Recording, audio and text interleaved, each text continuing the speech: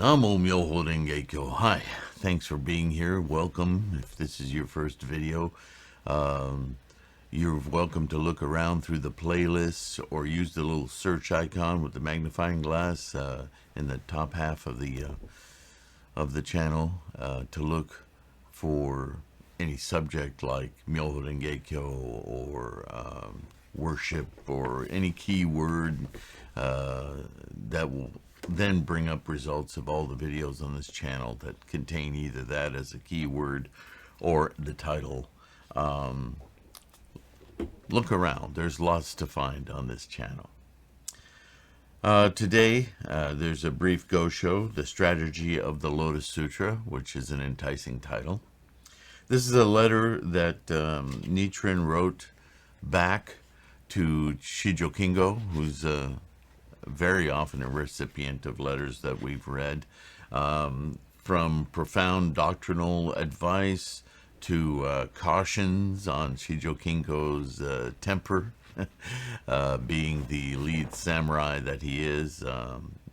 He is a product of his culture in a way. But Nichiren is responding to a letter from him that he and fellow samurai had been ambushed. There's a lot of reasons for that. You know, Japan was in a lot of civil wars, different landowners, lords, if you will, sending their retinue, their little armies of samurai to confiscate others' lands, encroach on their land. It's all these, let alone invasions from abroad. There was always this tumult going on in early shogunate Japan, and not least of which was, I don't know, I suppose we could look at it as a certain amount of pettiness, but it wasn't petty to the people at the time. That, as I've said many times, the government control of its people was worked hand in hand with Buddhism was basically the label of religion throughout the country. And I say the label of religion because not all Buddhist sects were really practicing Shakyamuni's Buddhism. They were using his Buddhism in personal agendas and using it as an effective control over the people through the arm of government enforcement. So the two were always hand in hand, and there were many traditional handed down teachings that were either just outright erroneous and manufactured, or misrepresentations of teachings to put some ahead of others, because those heads of state, including the teachers of Buddhism, would conspire to enact laws and rules of behavior that the philosophies they promoted, their schools promoted, would be more effective in controlling the population in their goal of governance or control or power. Right? Sorry about that. I was adjusting the camera. So anyway. Long story short, if you want to know more about that, by the way, Jacqueline, oh gosh, I'm bringing her up now and I can't remember her last name. She's written a tremendous scholarship, and she has a big book out. She may have more than one by now. Jacqueline Stone, has written extensively on the medieval times, the time period, the 13th century, in Japan specifically, and talks about Nichiren sects of that time period. So if you're really interested in the history of the recorded history of Japan in those years, it would give you tremendous insight, I believe, as it did me, into the situation regarding Nichiren's time period, his existence, and his what is, from our perspective, a reformation. And certainly the way Nichiren writes, and as we study the Gosho, I think he would have considered himself a reformer of sorts, but a reformer in see that to some a reformation is a change from the norm to a new way of looking at things.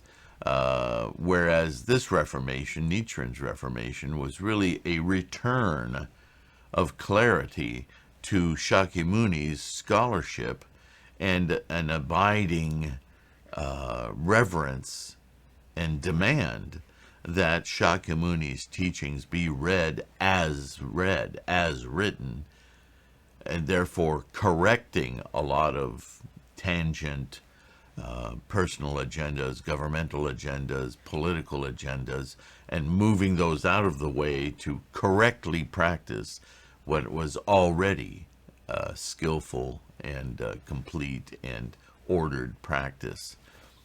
So that kind of reformation's different than what you might be thinking. So all of that is to say that Nichiren is now going to advise Shijo Kingo on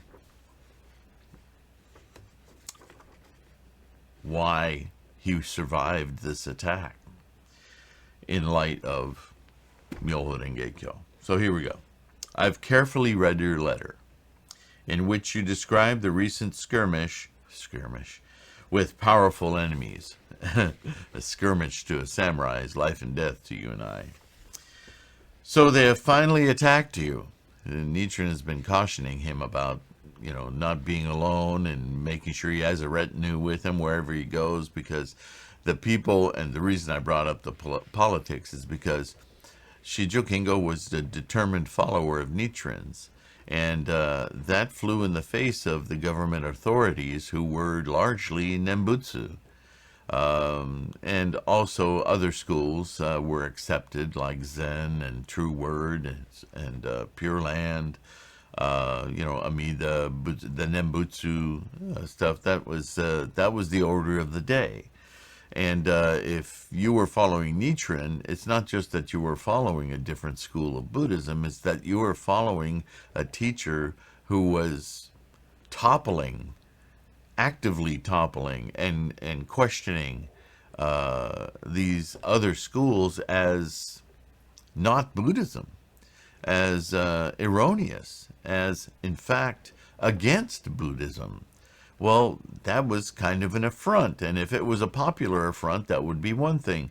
But Nichiren knew that if he was going to make effective change in the scholarship of Buddhism in his day, for the latter day, for us, you and I, just telling his fellow citizens about it wasn't enough, because they weren't very literate. There were schools at the time, people learned how to read and write, but it wasn't the majority of the populace. So in order to change people's minds in a very authoritarian states, whether they were literate or not, they just did what they were told. Why not? You faced beheading if you didn't follow the rules, right? The important thing was for him to convince the leadership, which meant that he took to task the lords of the lands, the leadership of Japan, the biggest families, the most powerful families, and of course, hand in hand with that, the samurai, the shogunate itself, and these great teachers, these leaders of these other schools of Buddhism. And to Nichiren, that was the only way he could really succeed in correcting what he saw as a great offense to Buddhism. And so if you change the mind of the leadership and you prove in debate that these teachers are false teachers, that they should acquiesce to the correct way of teaching Buddhism, then from the top down, everybody follows. And in that way, he saves his nation, he saves the people of the nation, and he saves Buddhism. So that was his chosen path. That made Nichiren a big thorn in the side to those who wish to be powerful and control. He was a direct affront, a direct challenge to their leadership.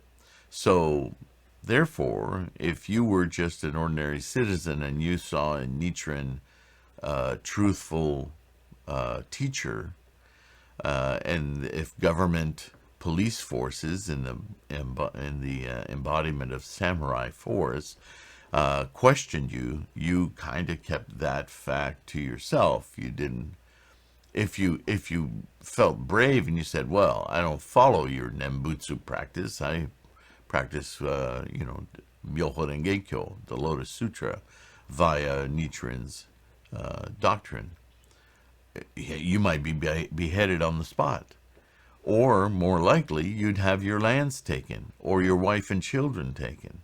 All sorts of very violent acts were carried out in the spirit of governance. So, thank goodness we're not at that level of authoritarianship today, but across the world, we still are. It's a very violent world we live in, and very authoritarian. It seems to be a gravitation toward that in recent decades, which is very unsettling. So, in that light, now you'll understand why I bring it up, this strategy of the Lotus Sutra is a very important letter for us to pay attention to. So, when it comes to the end of one's good fortune, no strategy whatsoever avails. When one's karmic rewards are exhausted, even one's retainers no longer follow one. You survived because you still have both good fortune and rewards. Moreover, in the entrustment chapter of the Lotus Sutra, the heavenly deities and benevolent deities pledge to protect the votaries of the Lotus Sutra. Of all the guardian deities in heaven, it is the deities of the sun and moon who visibly protect us. How can we doubt their protection? The heavenly deity Marichi, in particular, stands in service before the deity of the sun. When the deity of the sun protects the votaries of the Lotus Sutra, how could the honorable one of heaven, Marichi, who is his vassal, possibly abandon them? Now, we're starting to talk about all these different gods, right?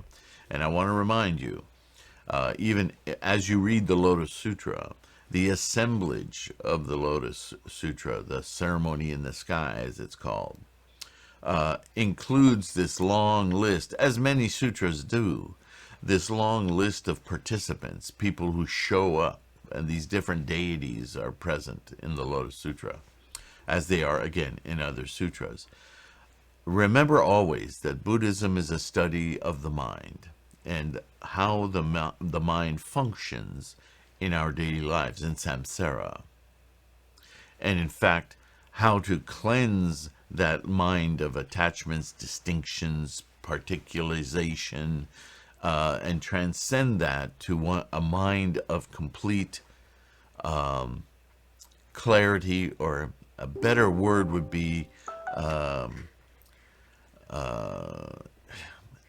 clarity. Clarity, how clarity? What do you mean by clarity, right?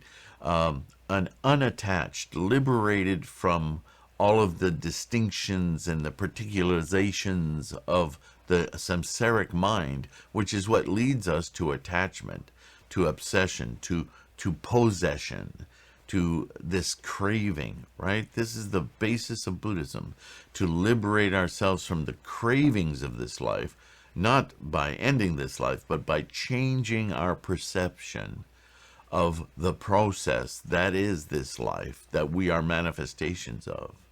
By doing so, we can see with unattached, unemotional mind the massive play of which we're a part, without all those emotional tendrils and possessive strings, cravings. That is the fascination of a Buddha mind. To see that is the clarity of the Buddha mind. You see? It's not an obliteration. It's simply a different viewpoint. Okay? So, when all of these different personages are included in the assembly, the sermon, if you will, they are representative of the different attachments, avarice, the possessiveness, the cravings. So Marichi is a story of a certain kind of deity or god that resembles a certain kind of attachment, a human behavior, an emotional behavior. Some are courageous, some are protective, some are motherly, some are protective paternally. Our stories in the West, not unlike that, our fables and so forth, they describe different aspects of our mind's control over our behavior. And our behaviors are sometimes completely blind, oftentimes. That's samsara. They're blind to their causation and the results or the consequences, right? In samsara, human beings behave in many different ways, sometimes good, honorable ways, sometimes very bad, very destructive ways, positive, negative, right? So all of these characterizations Nichiren is using, just like Shakyamuni did, to speak to the audience he has of his day. And the audience he has of his day are the Japanese and their history. So consequently, a lot of, like Marichi and the sun god, Japan is the land of the rising sun. So to understand that they have a sun goddess makes sense culturally. It's not that there actually exists this spirit in the sky. It's that it's a colloquial, cultural known. And so in Japan, Nichiren naturally will use those known cultural identities to help explicate the concepts of Buddhism. All right, so always keep that in mind. So in the the introduction chapter of the sutra reads, "At that time, Shakra with his followers, 20,000 sons of deities also attended." Again, massing these perceptive behavioral aspects of humans, and they're all conceived through the mind, right? "There were also the sons of deities, rare moon, pervading fragrance, jeweled glow, and the 4 heavenly kings, along with their followers, 10,000 sons of deities." End quote. Marichi must be among the 30,000 sons of deities who were present at the ceremony. There it is, quite literally, what is alliterated in the Lotus Sutra. Otherwise, this deity could only abide in hell. In other words, it would just be an idle attachment, this kind of story, which it is for many people, basically becomes an attachment instead of an insight into the mind, and becomes an attachment that they then either worship or just, want to possess as some kind of a bauble without really understanding the mental concept. "You must have escaped death because of this deity's protection." In other words, the mental forces, the forces that of goodness, of wanting to do right in the personage of these many, many deities, must be that which conducted your actions and enabled you to protect yourself without succumbing to this attack, right? "Marichi gave you skill in swordsmanship." There it is, quite literally. "While I, Nichiren, have bestowed on you the 5 characters of the title of the Lotus Sutra, Myoho Renge Kyo. There can be no doubt that Marichi protects those who embrace the Lotus Sutra.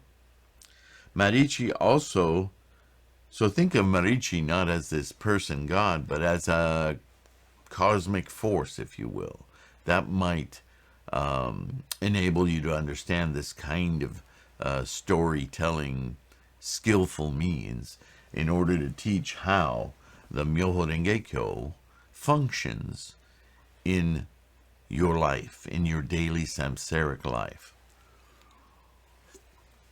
By enlivening your awakening of your Buddha, you affect your samsaric existence in very real, tangible ways.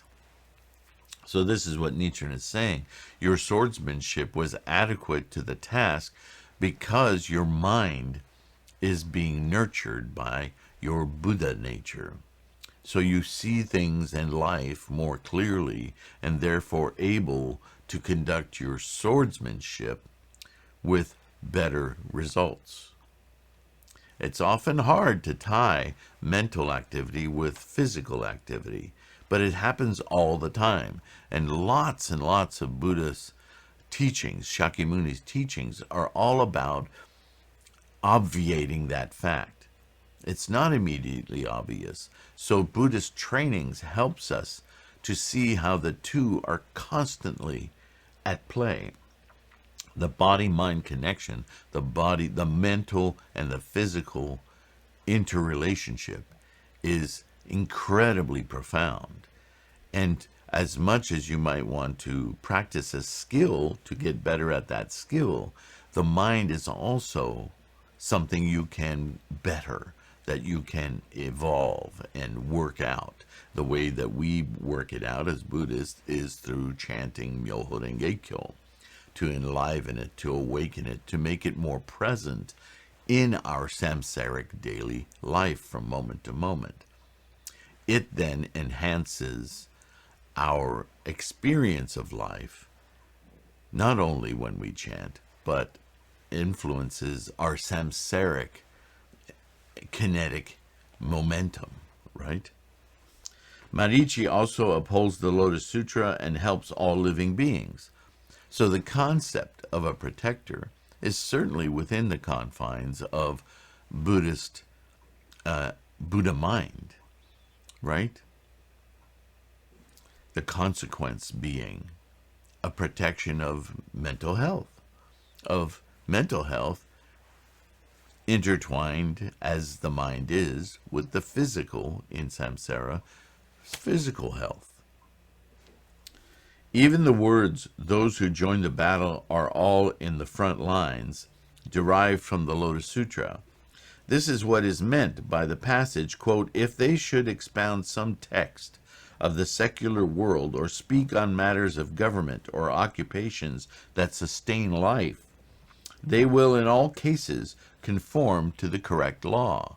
This is the influence of Myoho Renge Kyo, so that when in daily matters you confront problems and you have things to figure out, your job, your relationships, whatever, you will you will be mentally conditioned to resolve matters in the best way possible, right? How often have we heard the statement, chant for the best resolution in some matter? Therefore, you must summon up the great power of a resolute mind more than ever. So your resolve into your Buddha, into Myoho Renge Kyo, is more critical than ever when you're facing tremendous challenges. That's the lesson here. Do not blame the heavenly deities if you exhaust your good fortune and lose their protection. So if your situation goes to crap, don't blame your mandala or Buddha or it's your samsaric energies that have depleted. You need to redouble your efforts to rebuild your good fortune, your good Buddha protection, right? Your awakening. Masakado was renowned as a brave general who had mastered the art of war, yet he was defeated by the armies under the emperor's command. Even Fa Kwa and Chang Liang had their failures. It is the heart that is important. No matter how earnestly Nichiren meditates for you, if you lack resolve, it will be like trying to set fire to wet tinder. Spur yourself to muster the power of resolute mind and conviction. Regard your survival as wondrous. Employ the strategy of the Lotus Sutra before any other.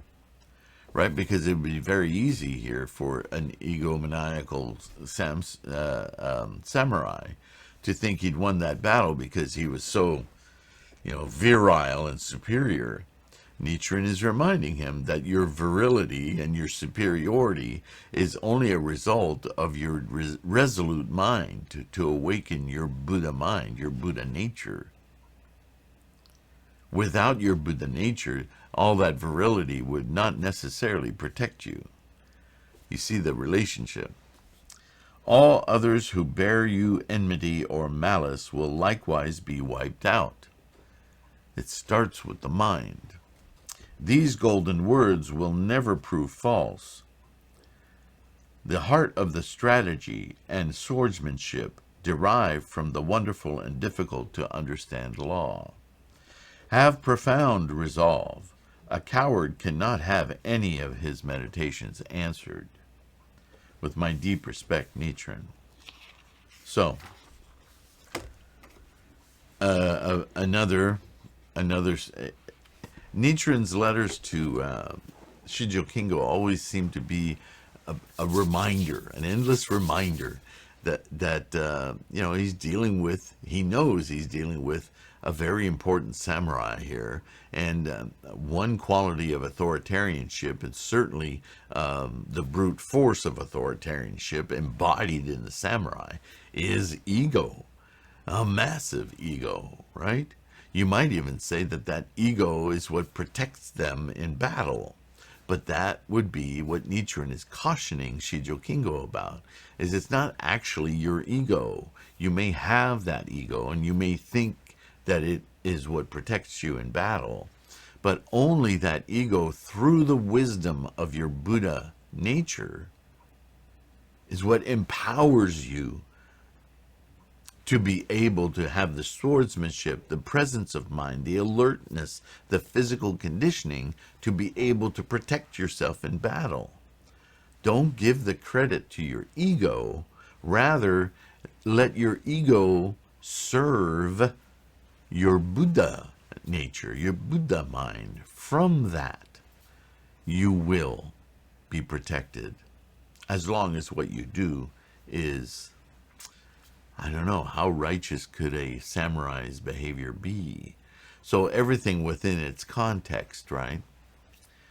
Suffice it to say that no matter what you're doing in life, if you base your actions on your awakening, your Buddhaness, if you allow your Buddhaness to be primary in your life, then it will never fail to influence whatever else you do in your life. If you do something for a living, for instance, that isn't life-affirming, maybe you create weapons of war. Maybe you manufacture ammunition for war. That's not a very life-affirming thing. And Buddhism would say you need to find another way to make a living. But that's not always the easiest thing to do, right? Jobs being what they are. But if you deepen your resolve to chant Namo Myoho Renge Kyo every day to awaken your Buddha mind, your Buddhaness will affect what you're doing, and your occupation will change through a mechanism that you may not even understand.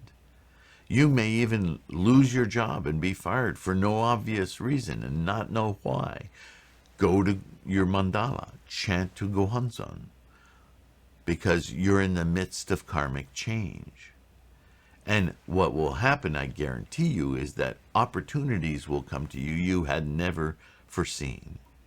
And this will be your Buddha operating in your samsaric life. It's very hard to see when you're in the midst of emotions and human attachment, right? I'm not saying that's the only way things might change. Things might change in another way. Maybe the whole business of the ammunition that you're working under a corporate environment, maybe the whole corporate goes bankrupt. They may work that way. And then the liberation of many people will be traumatic, but lead to better change. You know, changing karma isn't always pretty. In fact, it's quite often a bit of a jolt. But that's actual proof. That's something you can point to in this life where changing the mental perception of what's going on influences the actual events of your life. Namo Myoho Renge Kyo. That is Buddhism at work. That's what we all need to be trying to do en masse to change the directions of things going on the planet right now. Look at us. Look at the planetary disaster going on. Look at the warring. Look at the authoritarianship. Namo Myoho Renge Kyo. We need to combine our energies all the more today. So thank you for that, the courage to practice Buddhism. Pride isn't a big enough word for how I feel about you guys. It takes courage to be happy. Thank you. Thank you for being a part. Don't forget to download these videos as oral podcasts if that's helpful for you. And in the meantime, I will continue to chant, and I will see you in the next video. Thanks for being here.